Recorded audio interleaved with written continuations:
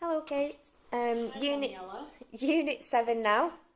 So that was performing to an audience, and we did Robin Hood for that one.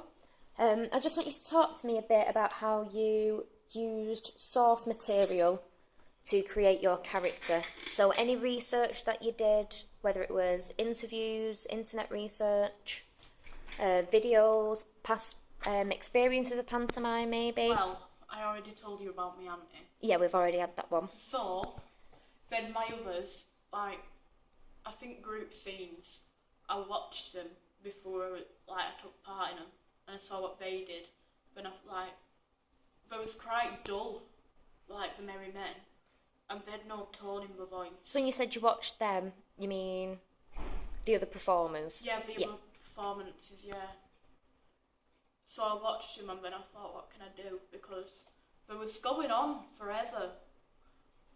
So I thought, well, Friday Tuck, I don't think he cares, what he's gonna say. So I just kept cutting everyone off, How did you come to that conclusion that Friar Tuck could be a sort of person that doesn't really have any inhibitions? He doesn't care what people think. He doesn't care what he says. I think it's because he's drunk most of the time, so you're not really interested, when you've had it.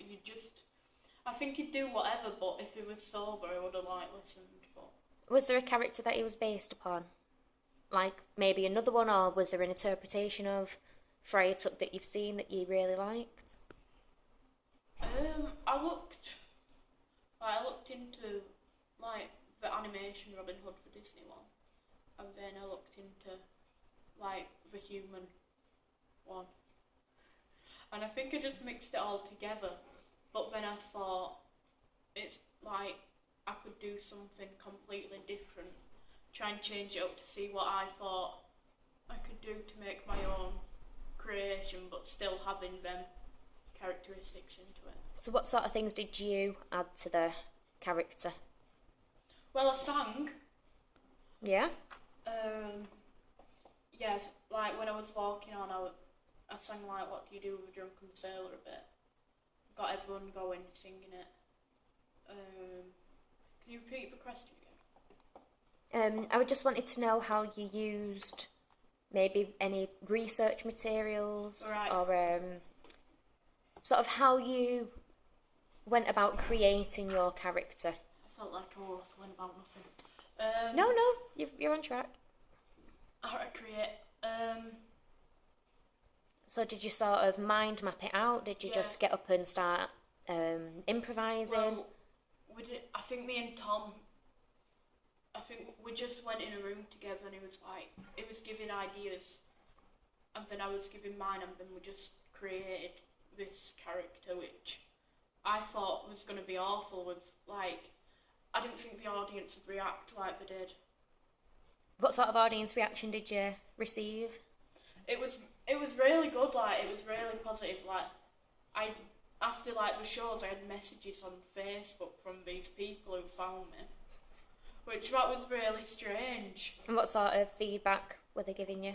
They were saying they were saying how good it was and how much effort I put in, and as a college performance, it was taken really well how I was doing it. And then my auntie Kath watched, and she was people were just saying how they wanted a picture or they wanted your autograph. I thought that was strange, really. Thinking about your performance now, so we've spoke a bit about how you created your character. This is how you've got the meaning of your character across to the audience. So think about things like use of props, audience interaction. Did you do any ad-libbing? Oh. Did you have any hecklers that you responded to? So that shows your adaptability. Yeah, I had a cider thing. A tankard. Yeah. And when people was being too quiet, or they was they just became themselves on stage, I hit them with it. And what made you think about doing this? Well, one that was annoying me, and then I think forever. Let's try to get focused, Kate. was annoying me as like a person, and then I thought, because we had the limited like audience we had in afternoons, it was like, all right, we'd just treat it like a rehearsal, which was annoying as well. But then I thought Friar Tuck's pretty like, I was going to say up top, but that sounds bad, like above the Merry Men. So I think he could have that authority to like push him about a bit and tell him what to do. What makes you think that he's sort of an authoritative figure above the rest? Because it's really old. So, and the Merry Men are quite young, so it looks like he's served his time as a Merry Man, and then he's like evolved into a friar, and he can give the crap because he's took it before. Yeah. So, audience interaction. How do you think? I had like cheers, because I remember when I literally made like a full-on section up, and I thought, was that in the devising process, or was that just something you thought of doing in the wings and then? In the wings, it was literally when I was walking on stage, I thought, what about this? So I tried it, and everyone was laughing. And what was it that you did? Oh, it was between the owl, like going on stage, and then when the owl comes for a message, and like that, I felt like it needed something, so I pushed it a bit further.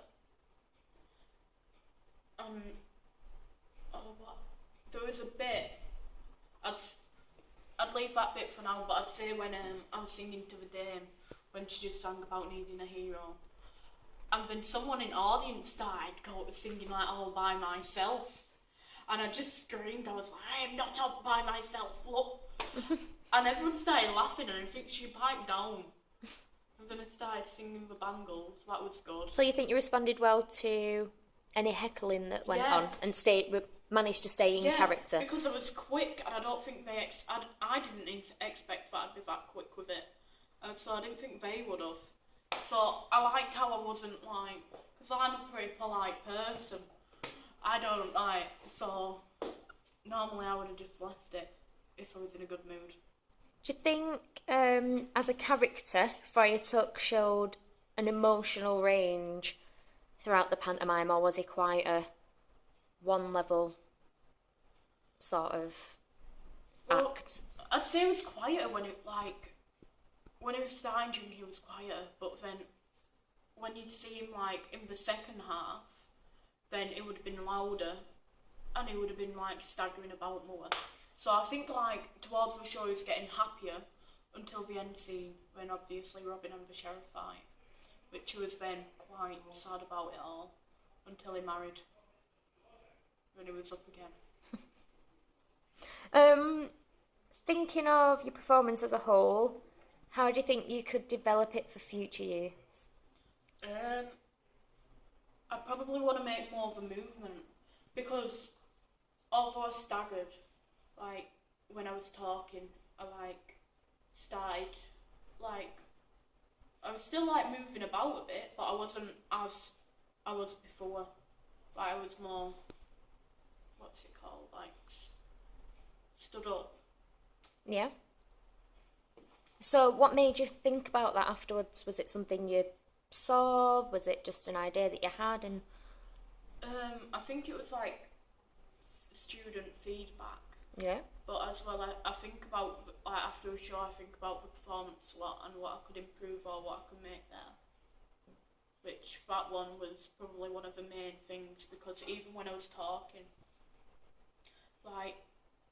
what's one of my lines? Something like, when meeting the owl scene, it's like introducing his name because he forgot, and I was talking I wasn't slurring as much as I was in the group scenes, which I thought I couldn't obviously don't slur as much because then they don't understand what you're saying, but if you do it a little bit more, then it might be more believable. Yep. Anything else you want to add about your experience of the pantomime? Can't wait for next year's.